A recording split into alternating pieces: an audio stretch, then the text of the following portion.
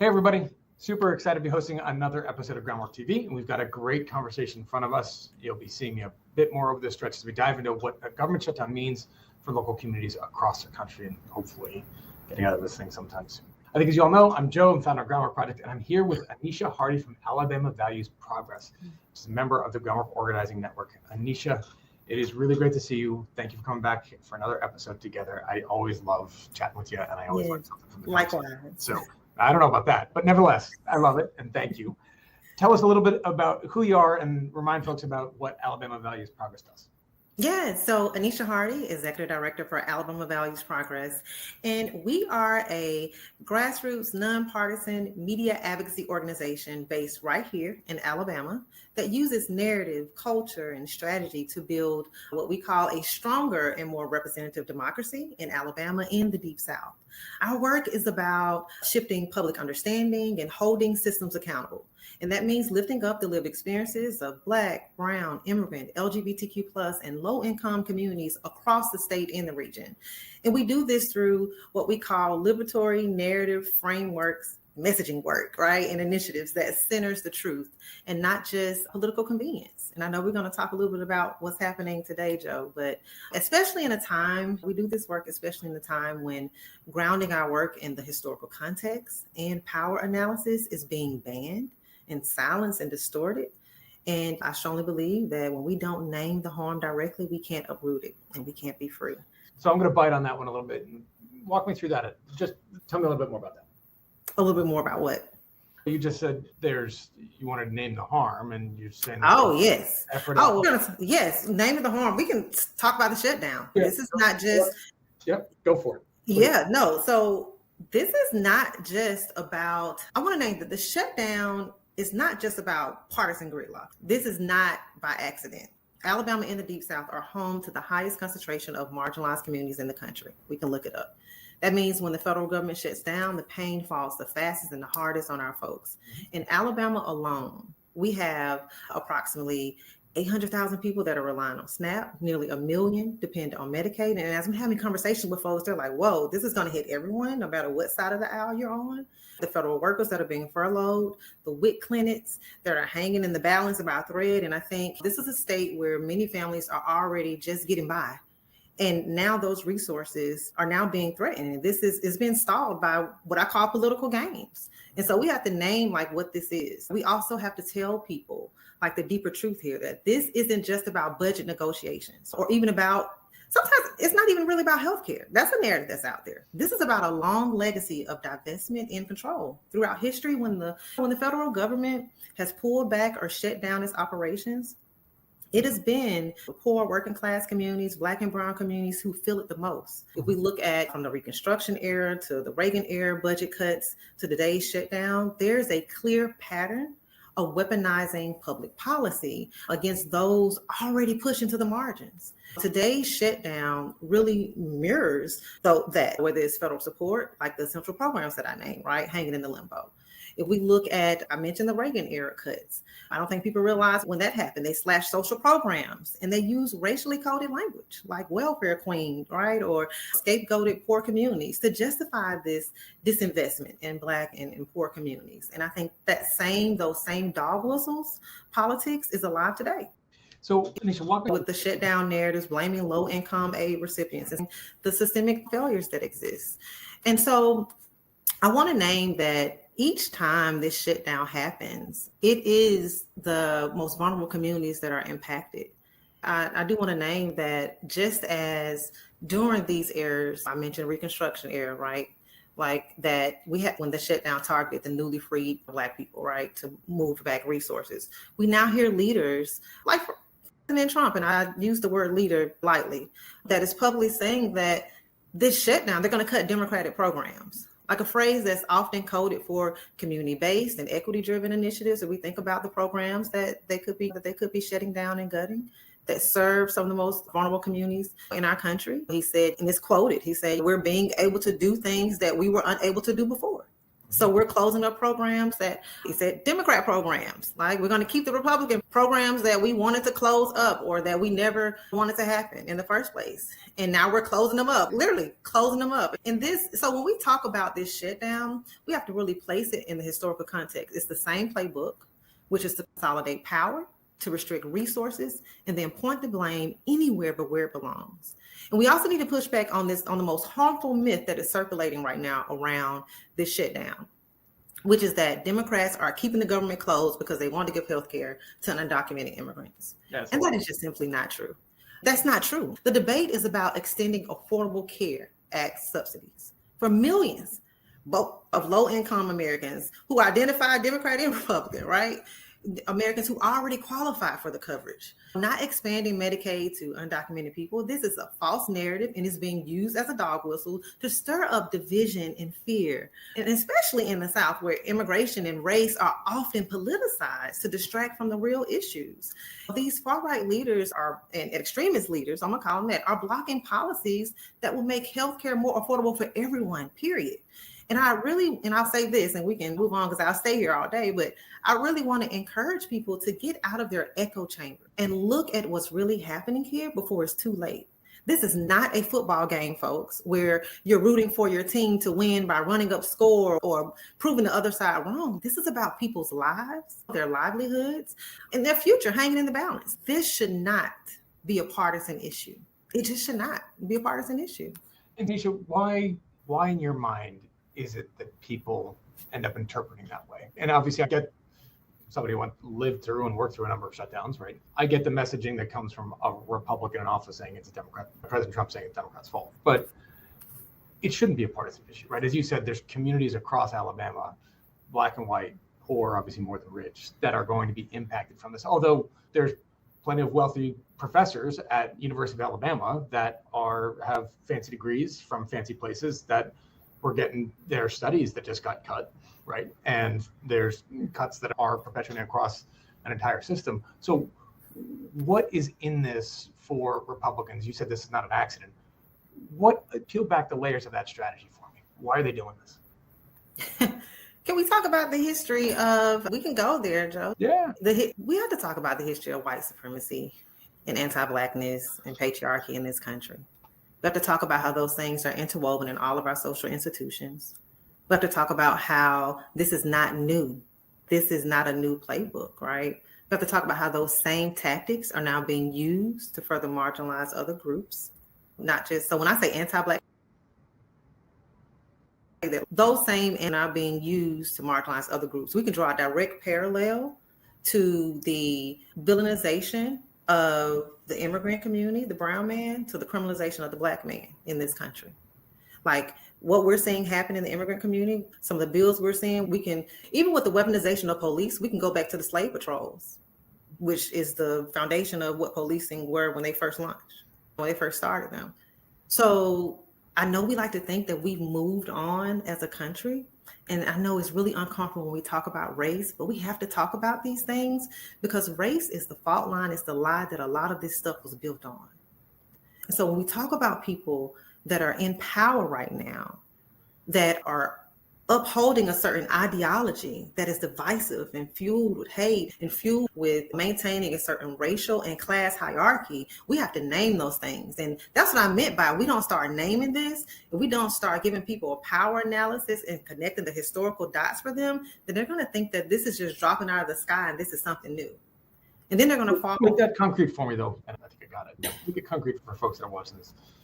How does that history that you've named translate to a strategy by certain elected leaders to say, our cause will be advanced by shutting down the government? What is the connection there that they are seeking to do? What is their outcome that they're looking at? Yeah, if you can shut down, and now I don't want to get into conspiracy theories here, but if you can dismantle the infrastructure of a community, whether it's care, whether it's resources, then there's chaos. Authoritarianism, fascism has always thrived in chaos. Like what benefit would it benefit? We have right now, we have a leader who is operating like a dictator. What does it benefit? How does progress aside from the upper class, how does progress in the middle and lower class, or just within community, how does that benefit them? Again, we're talking about upholding a ideology that upholds class and upholds race. So we just talked about how this shutdown is impacting Black, brown, immigrant, LGBTQ plus. This is a targeted attack, Joe. And so, Anisha, how are you seeing that ripple out? So I appreciate you painting that picture there, kind of the philosophical one and the strategic one. How are you seeing that ripple out then across communities in Alabama? What is the actual ramification of it? Don't make me tear up. Like, families that rely on these benefits are not going to see them in November. And then we think about the narrative that, oh, go out and get a job. Some of these families do have jobs. Have you ever heard the term working poor? This is going to push hundreds and thousands of households towards food insecurity, especially in places like in Alabama and like small towns, rural towns, the Black Belt, where food access is already limited. WIC Support, which supports moms and babies, is issuing benefits month to month right now. So just trying to stretch what little funding, these families are trying to stretch what little funding they have left. So if the shutdown goes into November, we can see WIC services cut or suspended. Imagine telling a pregnant mother that she can't get formula because Congress couldn't get it together. That's the reality that we're facing. All right, you got the federal workers and contractors. I think people realize that these are people who help the government function, right? And they're going without paychecks. Some are picking up gigs, like others are visiting food pantries. And this is not just like, this is actually happening. And remember, this isn't about, oh, they're being inconvenienced. This is about people trying to survive. And politically, we also have to say that, and I keep naming, this is not on both sides. Like, Republicans currently control both chambers of Congress. Like, this shutdown is a direct result of these lawmakers prioritizing the cultural war politics, prioritizing anti-government ideology over the well-being of everyday people. And so when the president gets up and say that they're going to cut Democratic programs, we have to ask, what does he really mean? And in other words, the programs that they're targeting are often the ones our communities have fought and won. And that's true in states like Alabama. And Alabama already has a very high poverty rate. And so a lot of these, and again, I want to push against the whole, just go out and work, because a lot of these folks are working. Like, we have to get that out. Like, people who are getting food assistance, who are getting supplemental programs, it's not that everyone's not working. You've also referred to him multiple times as the president. He's the president of everybody, of which you are a citizen. And yet he has chosen to cut programs that, by the way, don't just benefit one party. That's not the way the programs are designed. Exactly. Medicaid, it turns out, actually a whole bunch of Trump voters are Medicaid recipients, but he's saying we're going to cut Democratic programs. But that's there. As if you live in a community that is represented by a Democratic member of Congress, you are not also a constituent of the president. Like, they are also, by definition, his constituents too. And yet there is no desire on his part to see that. But I think you got to the heart of something that I've tried to articulate. You did so better than I could. At its core, right, what countries, nations are about, they're about the stories we tell each other, right? The nations are people that are connected by a story, by a narrative. Right? And to some extent, there are bonds of citizenship. There's a question as to what obligations come with being a citizen or a resident of the United States. What do we owe each other? And those communal bonds are where they're strongest. Familiarly, yes, but in a community, when a neighbor's house is on fire, people run to help. Local school, exactly. People come together. There's connections for community. You start to fray that. You start to doubt that. You start to sever those intentionally. The bonds that hold us together come apart. Yeah. And as you said, what fills it? Well, all sorts of not so nice things fill that space. And so what is it that ends up turning American on American, right? Person on person. You look at now, for whatever reason, everything's political. Various songs, various artists, various music, teams, sports, right, have become political. And we see a deliberate, very intentional strategy here to divide and divide and divide and divide and force people to make a choice that you just shouldn't really have to make. And you don't have to make, right? Cheering for one sports team or one sport, like being a fan of one sport or another, is not inherently a political thing. But under this administration, we're going to force people to choose, so we can put you in different groups and put you against each other to fight over those scraps in the system. Meanwhile, they reap the benefit. And a shutdown ends up being a perfect strategy here. Why? Because people you scramble in the chaos to try to make a rent payment, to make a car payment, to make a mortgage payment, to keep your kids in school, to try to figure out how you're going to somehow make those ends meet. I remember being in Washington, D.C. for the longest shutdown to date, 35 days, being at a soup kitchen, a stand-up soup kitchen and food pantry, serving members of the Department of Justice, serving DOJ food at a stand-up food kitchen by Jose Andres, who does these pop-up food tents in conflict areas and after tsunamis and hurricanes. And he was down there on the adjacent to the National Mall, a couple blocks off it, serving members of our federal government so that they had a hot meal that they didn't have to pay for because they might not be able to. Right? This is a choice. This is a choice. This is a choice by the government. Yeah. One, to engage in this, and two, to say, what are we fighting over? We don't want to extend access to health, maintain access to healthcare the way we have it. Why? Why do you have to choose? Why do you have to make that choice? Because the president is forcing you to. Right. And so we see these ramifications. Yeah, we're seeing a government that shut down social infrastructure as a form of punishment and as a form of leverage. This is fun, like literally, I was disgusted seeing him in the interview, like laughing about we're winning. The Democrats are losing badly in this shutdown, as if it was a game. He's funding his ballroom expansion. I was just, you took the words. This is just, and I usually don't use this word a lot. This is just evil. It is. This is evil.